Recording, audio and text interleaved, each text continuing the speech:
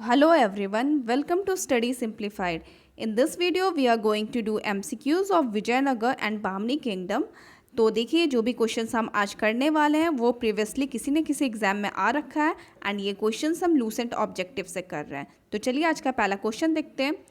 Who got the monumental Rai Gopurams in front of temple at Hampi, Tiruvannamalai, Chidambaram, Sri Rangnam, Tirupati, etc. constructed?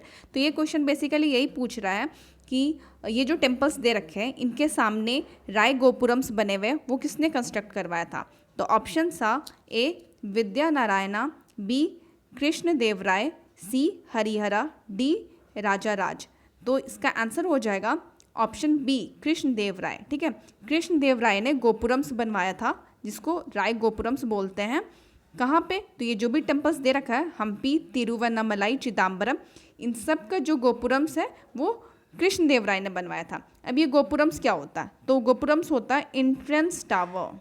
ठीक है, south में जो architecture follow किया जाता है temple architecture वो होता है द्रविडियन स्टाइल एंड उसमें जो स्पेशल फीचर है उस द्रविडियन स्टाइल की वो है गोपुरम्स, बड़े बड़े एंट्रेंस टावर बनते हैं। ठीक है, तो याद रखिएगा। अगर नॉर्थ की बात की जाए तो नॉर्थ में नगर स्टाइल फॉलो किया जाता है टेम्पल के लिए। ठीक है, तो चलो नेक्स्ट क्वेश्चन देखते हैं। The rulers of Vijayanagar promoted options are A. Hindi, Marathi and Sanskrit, B. Malayalam, Tamil and Sanskrit, C. Telugu, Tamil and Sanskrit, D. Telugu, Urdu and Sanskrit। तो देखो यहाँ पे विजयनगर की बात हो रही है। तो विजयनगर किंगडम में मैंने आपको बताया था कि जो मोस्ट इम्पॉर्टेंट रूलर थे वो कृष्ण देव राय थे। ठीक है, अब कृष्ण देव राय के बारे में मैंने आपको बताया है कि उन्होंने दो लिटरेरी वर्क किया है जो बहुत ज़्यादा फेमस है, एक तेलुगु में है, एक संस्कृत में है। तो इस तरीके से देखें तो विजयनगर में तेलुगु एंड संस्कृत तो हुआ ही करता था। तो यहाँ पे ऑप्शंस में देखिए ऑड वन आउट करते हैं हम लोग। तो देखिए ऑप्शन ए में तेलुगु नहीं दे रखा है, बी में भी तेलुगु नहीं दे रखा है, अब सी एंड डी में तेलुगु संस्कृत दोनों है। तो अब इसमें हम लोग कैसे देखेंगे? तो देखो विजयनगर किंगडम जो था वो हिंदू किंगडम था तो वो उर्दू को तो प्रमोट करेगा नहीं, तो उर्दू तो यहाँ से गया। ठीक है, तो option C will be the right answer, Tamil, Telugu and Sanskrit. अब चलो मैं आपको एक बार बता दूं कि विजयनगर किंगडम में जब देव राय रूल कर रहे थे तो उन्होंने दो लिटरेरी वर्क किया था। ठीक है, जिसको बोलते हैं, एक को बोलते हैं अमुक्त मालद्या जो कि तेलुगु वर्क ऑन पॉलिटी था एंड दूसरा जो था उसको बोलते हैं जाम्बावती कल्याणम जो कि संस्कृत ड्रामा था। ठीक है, तो जो तेलुगु वर्क था उसको क्या बोलते हैं? अमुक्त मालद्या एंड जो संस्कृत वर्क था, संस्कृत ड्रामा था, उसको बोलते हैं जाम्बावती कल्याणम। ठीक है, और ये दोनों किसने किया था? तो कृष्ण देव राय ने लिखा था। ठीक है, चलो next question. Who among the following Bahmani ruler built the famous Gol Gumbaz at Bijapur? Options are A. Muhammad Adil Shah, B. Mahmud Gawan, C. Yusuf Adil Shah, D Ismail Adil Shah. तो देखो गोल गुम्बज की बात हो रही है तो गोल गुम्बज को कंस्ट्रक्ट करवाने वाले कौन थे? तो वो थे मोहम्मद आदिल शाह। ठीक है, मोहम्मद आदिल शाह कंस्ट्रक्टेड गोल गुम्बज एट बीजापुर। ये कहाँ पे है? तो कर्नाटका में है। अगर यहाँ पे ऑप्शन सी देखा जाए यूसुफ आदिल शाह, तो ये कौन थे? तो इनका याद होना चाहिए कि he was the founder of Bijapur. ठीक है, बीजापुर के फाउंडर थे यूसुफ आदिल शाह, बट ये गोल गुम्बज जो कि बीजापुर में बना है वो किसने बनवाया था? तो मोहम्मद आदिल शाह ने। ठीक है, next question. Bijapur is known for its, options are A heavy rainfall, B rock temple, C Gol Gumbaz, D state of गोमेश्वरा। तो ये राइट आंसर हो जाएगा ऑप्शन सी गोल गुम्बज। ठीक है, next question. The Bahmani of Deccan rose to prominence in which of the following century? Options are A 13th century, B 14th century, C 15th century, D 16th century. तो इसका right answer हो जाएगा option B 14th century. अब ये कब की बात है? तो मोहम्मद बिन तुगलक जब रूल कर रहे थे तो उनके टाइम में 36 रिवॉल्ट होता है इन 25 ईयर्स। ठीक है, तो इस वजह से क्या होता है कि कुछ किंगडम का फाउंडेशन होता है जिसमें कि Vijayanagar kingdom and Bahmani kingdom होते हैं एंड कुछ सिटीज़ अपने आप को इंडिपेंडेंट घोषित कर देती है जिसमें कि वारंगल एंड मदुरई होते हैं। तो इस तरीके से आप याद रखिएगा। नेक्स्ट क्वेश्चन देखते हैं। The most important cause of downfall of Vijayanagar empire was? Options are A rivalries within the empire, B. Unity among Muslim ruler of Bijapur, Golconda and Ahmednagar, C. Rebellion of Hindu feudatories, D. Weak successor of Krishna Dev Rai। तो यहाँ पे आप याद रखिएगा, पहले तो देख लीजिए, राइट ऑप्शन हो जाएगा ऑप्शन बी, जहाँ पे unity of Muslim rulers of Bijapur, Golconda and Ahmednagar होगा। अब देखो, जैसे कि मैंने आपको बताया था, बैटल ऑफ टालीकोटा कब हुआ था, याद रखिएगा, ये बहुत इंपॉर्टेंट है, बहुत सारे एग्जाम में पूछा जा चुका है। बैटल ऑफ टालीकोटा ये आपका हुआ था 1565 में, ठीक है। अब इसमें क्या हुआ था कि विजयनगर एक साइड था और दूसरे साइड बाहमनी किंगडम के 4 पार्ट्स थे। मैंने आपको बताया था ना कि बाहमनी किंगडम 5 पार्ट्स में डिवाइड हो गया था। तो इस वॉर में, इस बैटल में 4 पार्ट्स उनका पार्टिसिपेट किया था। 4 successor state participated in this war against Vijayanagar. और जिसने पार्टिसिपेट नहीं किया था तो वो कौन सा था, तो बेरार किंगडम, ठीक है। बेरार किंगडम जो कि बाहमनी किंगडम का ही पार्ट था, वो पार्टिसिपेट नहीं किया था और बाकी के 4 पार्टिसिपेट किए थे। तो इस तरीके से क्या हुआ कि ये जो मुस्लिम रूलर्स थे ना, जब विजयनगर से बैटल की बात आती थी तो ये लोग अपने आप में यूनाइट हो जाते थे। तो option B will be the right answer here. और ये अलग बात है कि वो लोग आपस में ही स्ट्रगल करते रहते थे, बट जब बाहर का कोई आता था तो वो लोग यूनाइट होकर बैटल करते थे। नेक्स्ट क्वेश्चन देखते हैं। Taraf in the Bahmani kingdom signified. Options are A province, B land grant, C transit tax, D gold coins. तो देखो, ये जो तारफ होता था ये होता था province. Option A will be the right answer here. जो प्रोविंस है बाहमनी किंगडम के टाइम में उसको तारफ बोलते थे। एंड प्रोविंस, जैसे देखो, बाहमनी किंगडम जो है वो 4 प्रोविंस में डिवाइडेड था, ठीक है। और 4 प्रोविंस को देख रेख करने के लिए गवर्नर अपॉइंट किया हुआ गया था। तो जो गवर्नर हुआ करता था उसको तरफदार बोलते थे, ठीक है। तरफ हो गया प्रोविंस और तरफदार हो गया गवर्नर, जो कि तरफ को देख रहा है, प्रोविंस को देख रहा है। तो बाहमनी किंगडम, पहले तो ये बताइए उसके फाउंडर कौन थे। तो बाहमनी किंगडम के फाउंडर थे बहमन शाह, ठीक है, जिनको जाफा खान भी बोला जाता है, हसन गंगू भी बोला जाता है। तो उन्होंने क्या किया था, उन्होंने 4 प्रोविंस को, अपने किंगडम में 4 प्रोविंस बनवाया था, जिसका नाम था, एक बार मैं आपको बता देती हूँ, गुलबर्गा, ठीक है, दौलताबाग। अब ये दौलताबाग ये वही वाला है जो मोहम्मद बिन तुगलक दिल्ली को छोड़ के आ जाता है, दौलताबाग को अपना कैपिटल बनाता है ना। तो ये दौलताबाग वही वाला है, याद रखिएगा। 3rd रहता है बेरार एंड 4th होता है बिदर, ठीक है।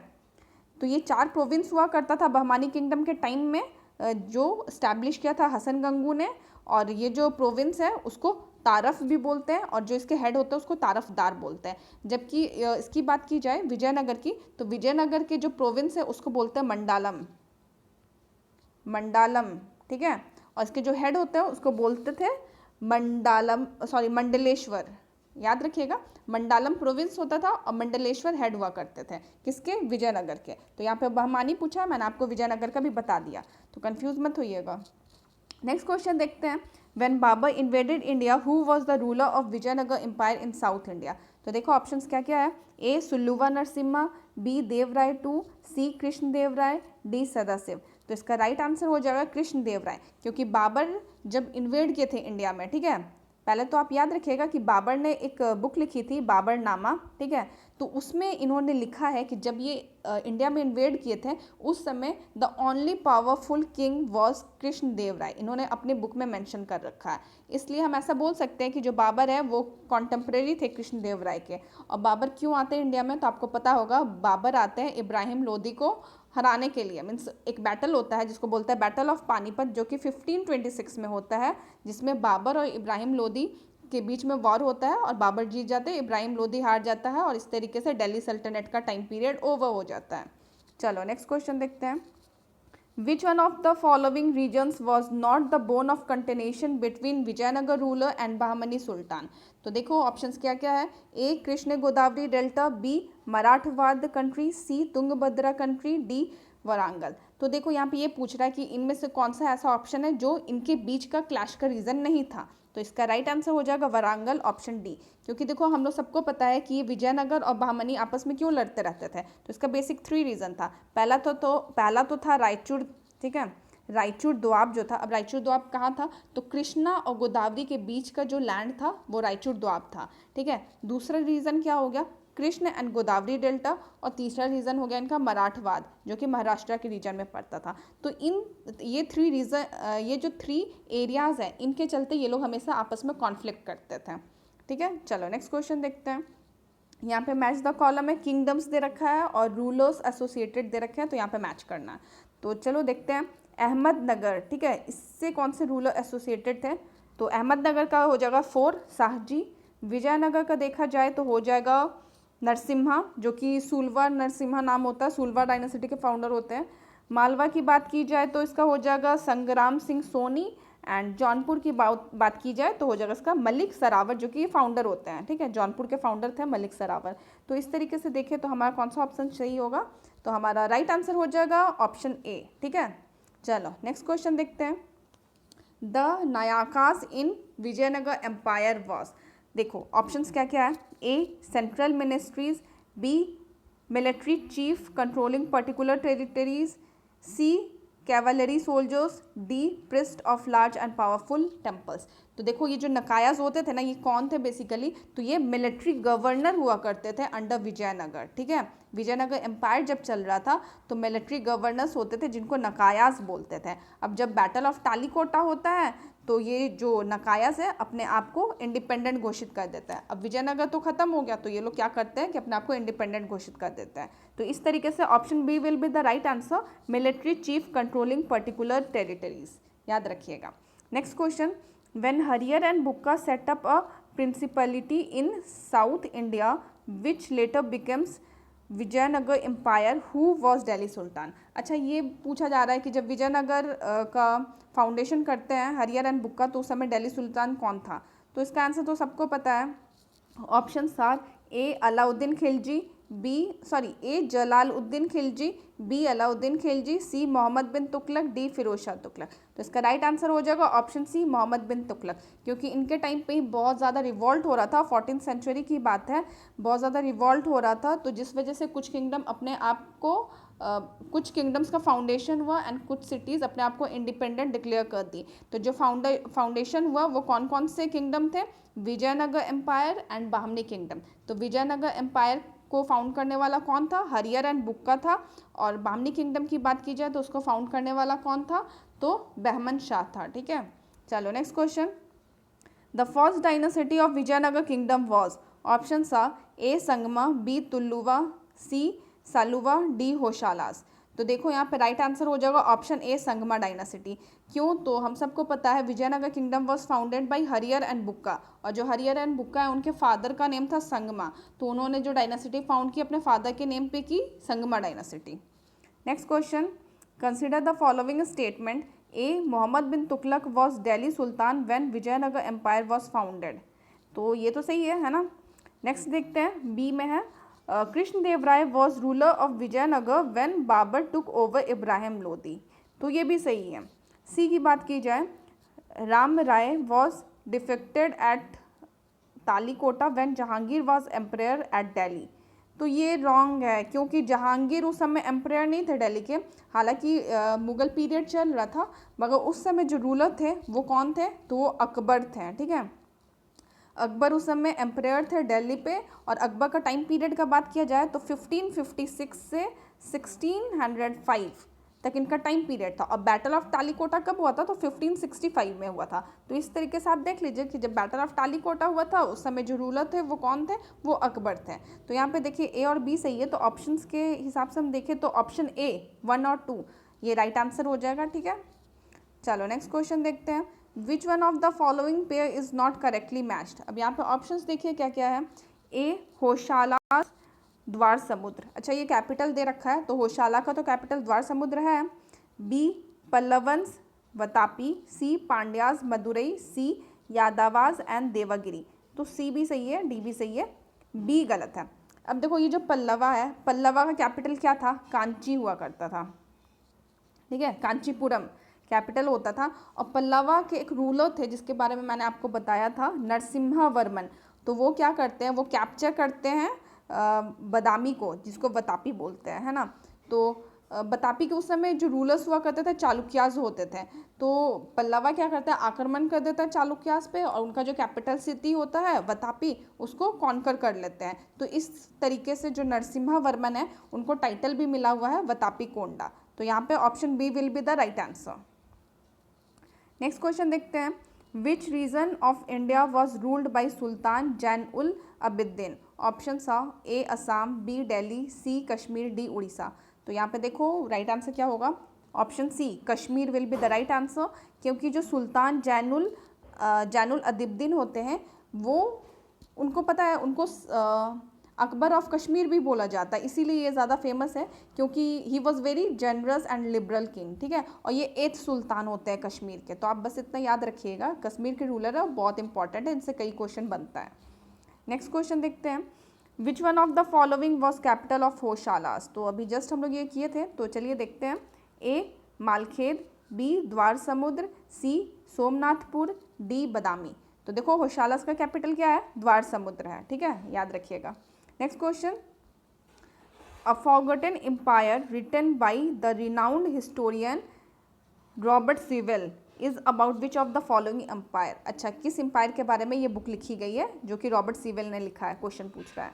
Option A Maurya empire, B Kushan empire, C Vijayanagar empire, D Mughal empire. तो इसका राइट आंसर क्या हो जाएगा, ये तो सबको पता होगा, option C will be the right answer, Vijayanagar empire, जो कि लिखा है रॉबर्ट सीवेल ने। अब रॉबर्ट सीवेल कौन थे, तो ये एक ब्रिटिशर थे, ठीक है, ब्रिटिश ऑथर है मेनली थे, ठीक है। तो ये कौन थे, जब अपने इंडिया पे ब्रिटिश रूल कर रहा था उस समय ये मद्रास में कलेक्टर थे, ठीक है, कलेक्टर के पद पे काम कर रहे थे। तो इन्होंने ही लिखा है अ फॉरगॉटन एम्पायर, जो कि विजयनगर के बारे में है। Next question, what is the meaning of athavana? Option A revenue department, B revenue, C import tax, D trade tax. तो देखो ये जो अथावना होता है, ये बेसिकली ये जो टर्म है ये विजयनगर एम्पायर से ही आया हुआ है, और ये रेवेन्यू डिपार्टमेंट हुआ करता था। Option A is the right answer. अब देखो अथावना जो है उसके जो हेड होते थे उसको बोलते थे महाकर्णिकम। आप याद रखिएगा, क्वेश्चन ऐसे भी आ सकता है, पहले तो आप ये देख लीजिए, महाकरानीकम, ठीक है। तो ये जो रेवेन्यू डिपार्टमेंट है इट वाज हेडेड बाय महाकरानीकम, जो कि होते थे फिनेंस मिनिस्टर, आज के जैसे फिनेंस मिनिस्टर हुआ ना वैसे, ठीक है। तो किस टाइम का बात है, तो विजयनगर के टाइम का बात है, तो आप याद रखिएगा, कभी कभी टर्मिनोलॉजी भी पूछ दिया जाता है। नेक्स्ट क्वेश्चन देखते हैं, who where the Ashta Diggaja in court of Krishna Deva Raya? तो option A 8 minister, B 8 Telugu poets, C 8 great generals, D 8 adviser. तो ये तो सबको पता होगा कि तेलुगु पोइट्स हुआ करते थे, जो अष्ट दिग्गज थे वो तेलुगु पोइट्स थे, ठीक है। और इसमें सबके नाम आपको याद नहीं रखने थे, बस एक नाम मैंने बोला था आपको याद रखने के लिए, तेनाली रामकृष्ण का, क्योंकि वो बहुत ज़्यादा फेमस है और हम सब उनके बारे में जानते हैं, ठीक है। नेक्स्ट क्वेश्चन, मैच करना है, डायनासिटी एंड कैपिटल दे रखा है, चलिए इसको मैच कीजिए आप लोग। क्वेश्चन देखते हैं पॉइंट क्या क्या है।